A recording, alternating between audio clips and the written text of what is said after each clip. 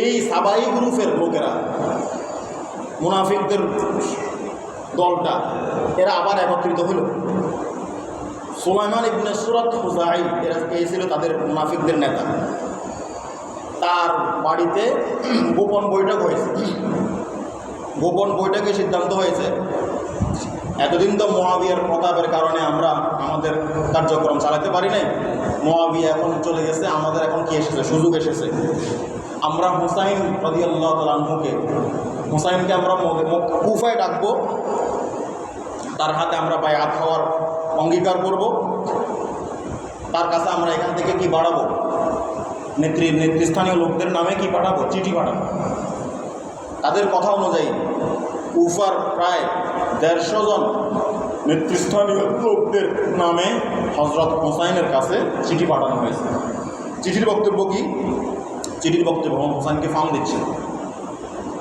আলহামদুলিল্লাহ, আল্লাহ তাআলা শুকরিয়া, আপনার প্রতিপক্ষ মুআবিয়া চিরনিদ্রায় শায়িত হয়ে গেছে। মুনাফিকদের ভাষা, আমরা এখন ইমামবিহীন আছি। মুআবিয়ার পক্ষ থেকে যেই আমির কুফায় ছিল নোমান ইবনে বাশির রাদিয়াল্লাহু তাআলা, আমরা নোমান ইবনে বাশিরকে আমির মানি না, তার পিছনে আমরা জুমাও পড়ি না, তার পিছনে আমরা ঈদের নামাজও পড়ি না, তার কথা আমরা শুনি না। আমরা এখন ইমামবিহীন আছি, আপনি আসেন, আপনার হাতে আমরা বায়াত করে আপনার পিছনে নামাজ পড়ব, আপনার ক্ষমতাকে আমরা কী করব, প্রতিষ্ঠা করব, আপনার পক্ষ হয়ে আমরা কাজ করব। চিঠির মধ্যে এই বক্তব্য। এই চিঠিগুলো মক্কায় মুআবিয়ার হযরত হুসাইন রাদিয়াল্লাহু তাআলা আনহুর কাছে পৌঁছতে লাগবে। আর হযরত হুসাইনও মনে মনে তৈরি হচ্ছেন কোথায় যাওয়ার জন্য, কুফায় যাওয়ার জন্য। পরিস্থিতি আর বাস্তবতা এটাকে চেক করার জন্য, যাচাই করার জন্য তিনি তার চাচাতো ভাই মুসলিম বিন আকিল, নামগুলো মনে রাখেন কি, মুসলিম বিন আকিল রাহমাতুল্লাহ আলাইহিকে তিনি কোথায় পাঠালেন, কুফায় পাঠালেন, যে ওখানের পরিস্থিতি কি, আসল পরিস্থিতি সম্পর্কে তুমি আমাকে কি করো, সেখানে গিয়ে আমাকে অবহিত করো। এবং সাথে তাদের পক্ষ থেকে যে চিঠি আসছে, যেটা বক্তব্য আপনাদেরকে শুনাইলাম, এই বক্তব্যের এই চিঠির জবাবস্বরূপ হযরত হুসাইন একটা চিরকুট দিয়ে হযরত মুসলিম বিন আকিলকে পাঠাইছেন কুফায়। মুসলিম বিন আকিল যখন কুফায় গেল, হযরত হুসাইনের পক্ষে দাবিদার অনেক লোক মুসলিম বিন আকিলকে সাদরে গ্রহণ করলো, তার আশেপাশে আসলো। তারা কান্না করে করে ওয়াদা করলো, অঙ্গীকার করলো যে আমরা হুসাইন আসলে হুসাইনের সাহায্য করব, তার মেহমানদারি করব, তার পক্ষে লড়াই করব, নিজের জান কোরবান করব। সবগুলো মিথ্যা কথা, সবগুলো কি কথা, একটাও সত্য কথা। কান্না করে করে বলতেছে, কান্না করে মিথ্যা কথা বলা আর সাধারণ মিথ্যা বেশ সমস্যা নেই। কখনো মিথ্যা বললেও কান্না করে বলি। কান্না করে মিথ্যা সর্বপ্রথম বলছে কারা? ইউসুফ আলাইহিস সালাম ভাইয়া। ওয়াজাউ আবাহুম ইশাআন ইয়াবকুন, এটাকে বলে তাজিয়া। তাজিয়া, তাজিয়া মানে ক্রন্দন, মিথ্যা ক্রন্দন। তাজিয়া, ভাইয়ের শোক প্রকাশ করে মাগরিবের পরে বাবার কাছে এসে বলতেছে, ভাইকে কিসে খেয়ে ফেলছে, বাঘে খেয়ে ফেলছে। এই শিয়াদের তাজিয়াও ইউসুফ আলাইহিস সালামের ভাইদের মার্কাকে তাজিয়া, এটা মুসলমানরা কখনো করতে পারে না। আচ্ছা, এখন আপনারা কি শুনলেন? মদিনার গভর্নর ছিল কে? নোমান ইবনে বাশির। নোমান ইবনে বাশির তিনি তো সাহাবী ছিলেন। মদিনার গভর্নর যদি শেষ পর্যন্ত নোমান ইবনে বাশিরই থাকতেন ইয়াজিদের খেলাফতকালে, তাও হুসাইনের এই ঘটনা ঘটত না। ঘটনা এখানে যে নোমান ইবনে বাশির সাহাবী হওয়ার কারণে এবং ভালো লোক হওয়ার কারণে তাকে ক্ষমতা থেকে সরিয়ে দেওয়া হয়েছে। ইয়াজিদের কাছে খবর গেছে নোমান ইবনে বাশির মুসলিম বিন আকিল সম্পর্কে নরম কথা বলতেছে, কড়া কথা বলতেছে না, কড়া পদক্ষেপ নিচ্ছে না। এত কমজোরি, এত দুর্বল লোক চলবে না, কঠোর লোক পাঠান। ইয়াজিদের কাছে বার্তা পাঠানো হয়েছে। ইয়াজিদ বাছাই করে একজন লোক পাঠাইছে, উবাইদুল্লাহ বিন জিয়াদ। নোমান বিন বাশিরকে ক্ষমতাচ্যুত করা হয়েছে মদিনার গভর্নরের পদ থেকে। এই জায়গায় পৌঁছে দেওয়া হয়েছে কাকে? Ubaidullah bin Ziyad. এই হলো নাটের গুরু, এই সব শেষ করে দিয়েছে। ইতিহাস বলে নোমান বিন বাশির রাদিয়াল্লাহু তাআলা আনহু উনিও যদিও মুআবিয়ার পক্ষে, কিন্তু উনি কখনো হুসাইন রাদিয়াল্লাহু তাআলা আনহুর গায়ে হাত দেওয়া তো দূরের কথা, তিনি যে পথে হাঁটবেন সেই পথেও উনি বেয়াদবির সুরে হাঁটবেন। নোমান বিন বাশির রাদিয়াল্লাহু তাআলা সাহাবী, মানে পাঠাইছে হলো গুন্ডা মার্কালো Ubaidullah bin Ziyad. Ubaidullah bin Ziyad মদিনায় এসে আসছে এরকম পাগড়ির যে প্যাঁচটা থাকে পিছনে, এটাকে নাকের মধ্যে পেঁচাই আসছে, কেউ যাতে না আসে।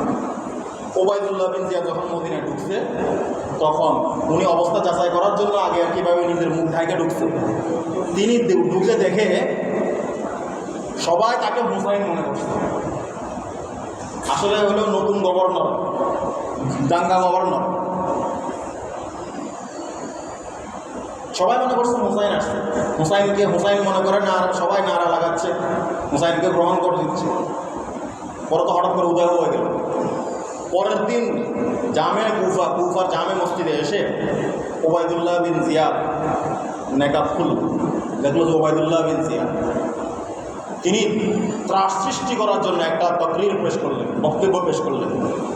বক্তব্যের মধ্যে উনি কঠিন ভাষা প্রয়োগ করে বললেন যে কোনো প্রকার একেবারে 140 দ্বারা জারি করার মতো কোনো প্রকার শিথিলতা চলবে না।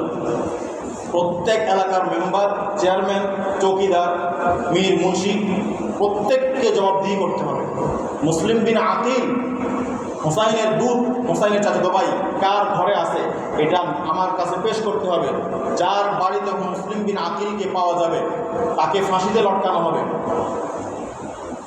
আর আমার আদেশ যে মীর, মুন্সি, এলাকার যে চৌকিদার, দায়িত্বশীল এরা যারা পালন করবে না তাকে তার বাড়ির সামনেই, তার বাড়িতে তাকে ফাঁসিতে লটকাই দেওয়া হবে।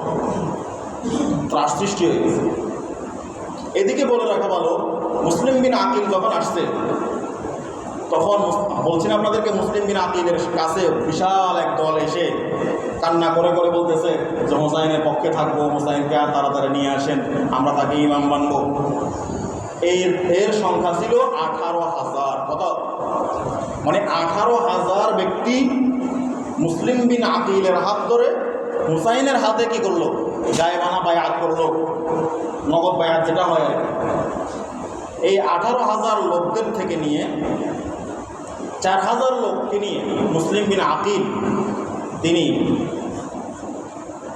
যে সরকারি যে হাউস আছে এই হাউসকে ঘেরাও করলেন। ঘেরাও করার পরে ওবায়দুল্লাহ বিন জিয়াদ তার বাহিনীর কিছু লোককে উনি ব্যবহার করে ওইখানে মুসলিম বিন আকিলের সাথে যে সকল লোকেরা ছিল, 4,000 লোক ছিল, এই 4,000 লোক তো বিভিন্ন গোত্রের নেতারা সেখানে ছিল। এই নেতাদেরকে হুমকি ধমকি দিয়ে মুসলিম বিন আকিলের দল থেকে এদেরকে বাইর করে ফেলছে। এখন মুসলিম বিন আকিল কি হয়ে গেছে? একা হয়ে গেছে। উনি একা এখন ঘুরতেছে, ঘুরতে এদিকে ওনার নামে ওয়ারেন্ট জারি হয়েছে, মুসলিম বিন আকিলকে যার বাড়িতে পাওয়া যাবে তাকে হত্যা করা হবে, তার বাড়ি খোদাই করে ফেলে দেওয়া হবে। হযরত মুসলিম বিন আকিল রাদিয়াল্লাহু রাহমাতুল্লাহ আলাই উনি যাইতে যাইতে অন্ধকারের মধ্যে দেখেন যে একজন বৃদ্ধা মহিলা দরজার সামনে কি আছে, দাঁড়ায় আছে। উনি বলল ওনার অবস্থা। এর আগে উনি যুদ্ধ করেছিলেন একা, ওই যে একা হয়ে সেখানে যুদ্ধ করে গেছিলেন, আহত অবস্থায় জখমে চুরমার হয়ে আছেন। তো ওই বৃদ্ধা বুড়ির খুব কী লাগলো, মায়া লাগলো, তিনি তাকে তার বাড়িতে জায়গা দিলেন। এদিকে এশারের নামাজের পরে যার বাড়িতে মুসলিম বিন আকিলকে পাওয়া যাবে তাকে হত্যা করা হবে, পরিবারের সকল সদস্যকে মেরে ফেলা হবে, এই যে হুমকি দেওয়া হলো, এই হুমকির কথা এই বৃদ্ধা বুড়ির সন্তান শুনে সে সরকারের লোকদেরকে বলে দিয়েছে যে মুসলিম বিন আকিল আমাদের ঘরে আছে। আমার মা তাকে কি দিয়েছে? জায়গা দিয়েছে। তখন মুসলিম বিন আকিলকে ধরে ওবায়দুল্লাহ বিন জিয়াদের কাছে নিয়ে এসেছে।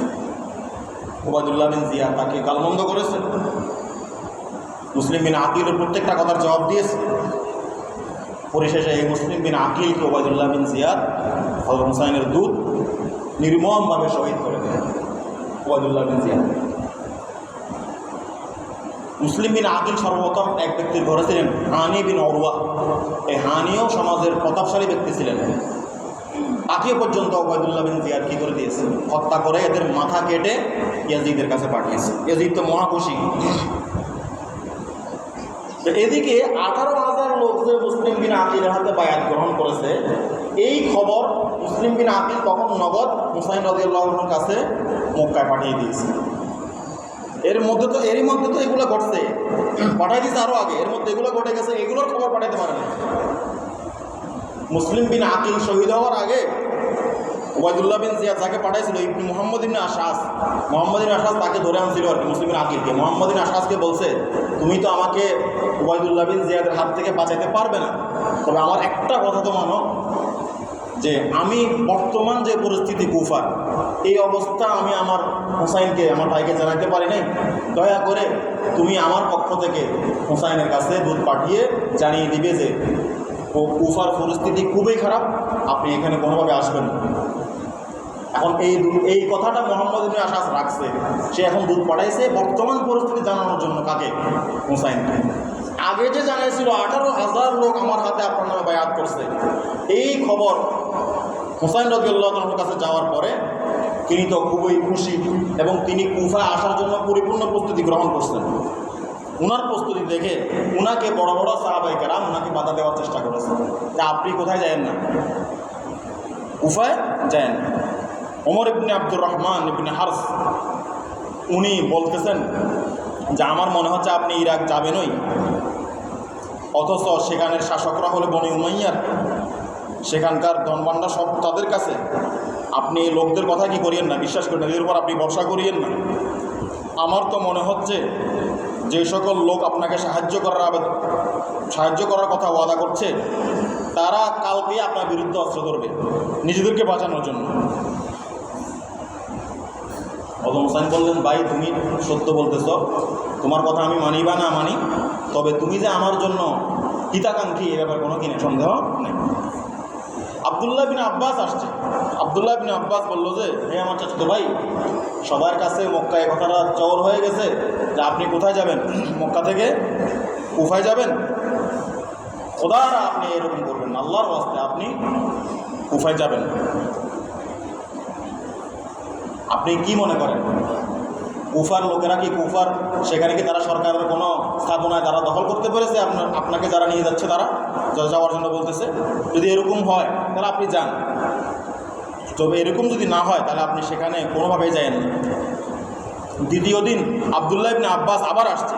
তিনি আয়েশা বললে যে আপনি কুফা যাবেন তো দূরের কথা, কুফার আশপাশের কোনো অঞ্চলেও কি করবেন না, যাবেন না।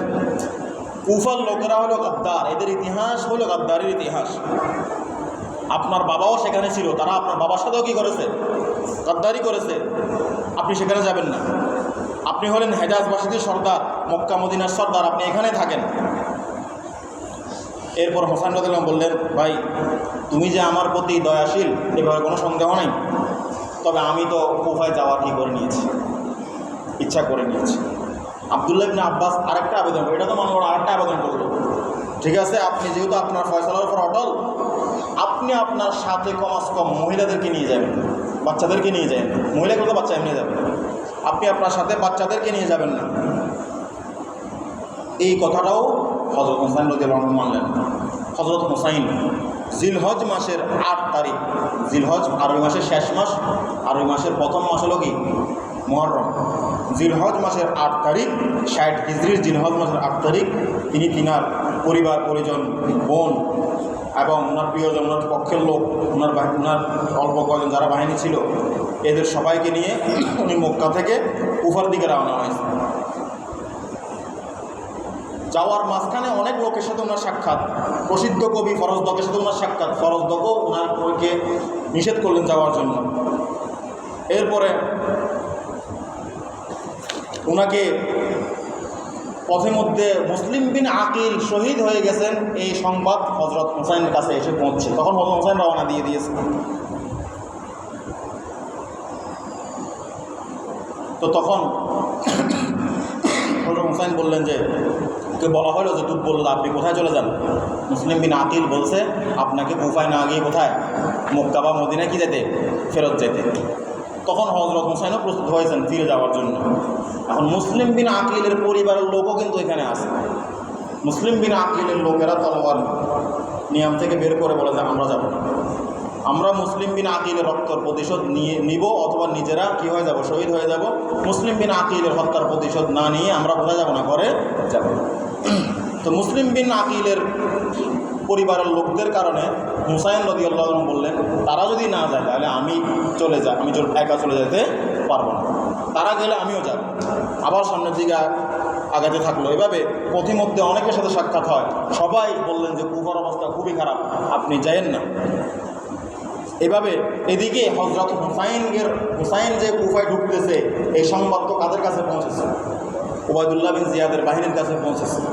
উবাইদুল্লাহ বিন জিয়াদ হযরত হুসাইনের রাস্তা আটকানোর জন্য লোক পাঠিয়ে দিয়েছে, বাহিনী পাঠিয়ে দিয়েছে। হযরত হুসাইন যখন জি হাসম জায়গায় পৌঁছলেন, সেখানে হযরত উবাইদুল্লাহ বিন জিয়াদের পাঠানো ব্যক্তি হুর বিন ইয়াজিদ তামিমি, ভালো লোক, হুর বিন ইয়াজিদ তামিমি খুঁজতে খুঁজতে হুসাইনকে পেয়ে গেলেন।